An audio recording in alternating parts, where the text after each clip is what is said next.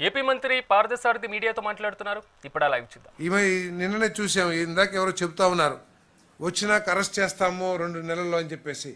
ఎంత దిగజారి, ఎంత అన్యాయంగా మాట్లాడుతున్న వైఎస్ఆర్. అసలు బాధ్యత కలిగిన రాజకీయ పార్టీయా ఇది అని చెప్పేసి నేను ప్రశ్నిస్తా ఉన్నాను. నేను గతంలో కూడా ఇదే విధంగా చేసి రాష్ట్రాన్ని సర్వనాశనం చేశారు. రాగానే మన సోలార్ పవర్ ప్లాంట్స్ అన్నింటినీ కూడా రద్దు చేసేసి అత్యధిక రేటుకి ఓపెన్ మార్కెట్ నుంచి పవర్ కొన్నారు, కానీ తక్కువ రేటుకి వచ్చే సోలార్ పవర్ ప్లాంట్స్ అన్నింటినీ కూడా క్లోజ్ చేశారు. ఆఖరికి ఏమైంది?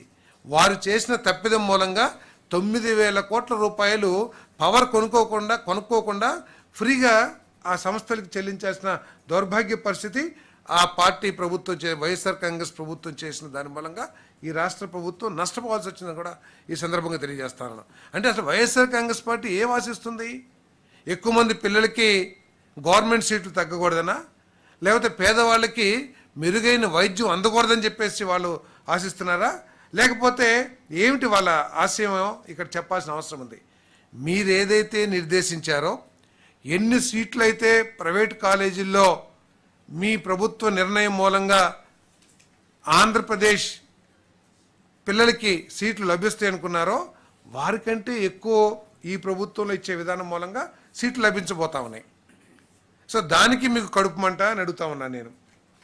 అంతేకాకుండా మరి బెడ్స్ కూడా, ఇన్పేషెంట్స్కి కూడా ఫ్రీగా వైద్యం చేయబోతా ఉన్నాం. ఓపీ పేషెంట్స్ అందరికీ కూడా ఫ్రీగా మెడిసిన్స్ ఇవ్వబోతా ఉన్నాం.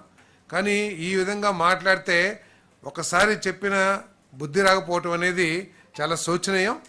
మరి ప్రజలు అంత తిరస్కరించినా కూడా ఇంకా ఈ రాష్ట్రాన్ని ఏదో ఒక రూపంలో ఈ రాష్ట్రానికి పెట్టుబడులు రాకూడదు, ఈ రాష్ట్రం అభివృద్ధి చెందకూడదు, ఈ రాష్ట్రంలో పిల్లలకి ఉద్యోగ అవకాశాలు లభించకూడదు. ఈరోజు కలెక్టర్స్ కాన్ఫరెన్స్లో one of the important discussion 20 lakh employment యువకాలంలో ఏదైతే లోకేష్ గారు చెప్పారో ఆ 20 లక్షల ఉద్యోగాలు కల్పించాలనేది ప్రభుత్వం లక్ష్యం అని చెప్పేసి గట్టిగా చెప్పడం జరిగింది.